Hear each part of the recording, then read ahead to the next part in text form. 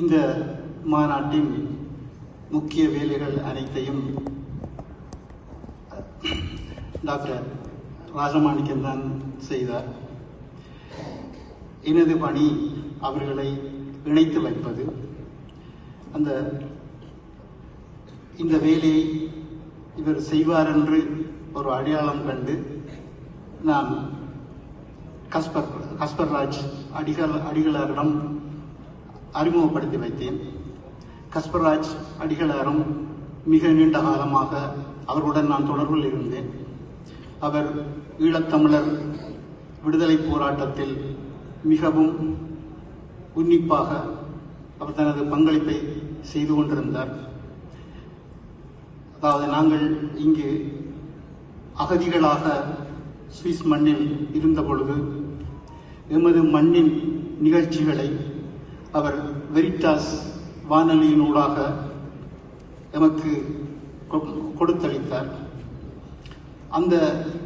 அந்த காலகட்டத்திலிருந்து அவருடன் தொடர்புகளை நான் ஏற்படுத்தி கொண்டிருந்தேன்.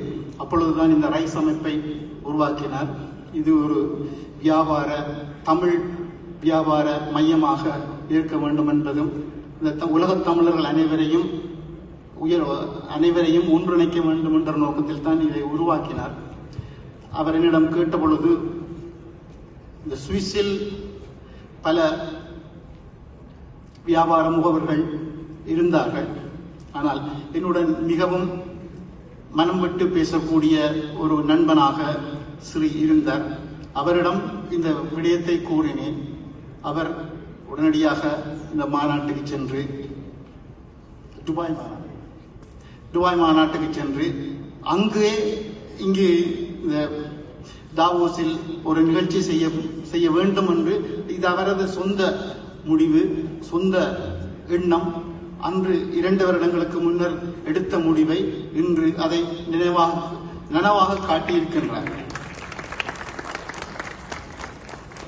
ஆகவே நான் அவரை அறிமுகப்படுத்தியதற்கு மிகவும் பெருமைப்படுகின்றேன்.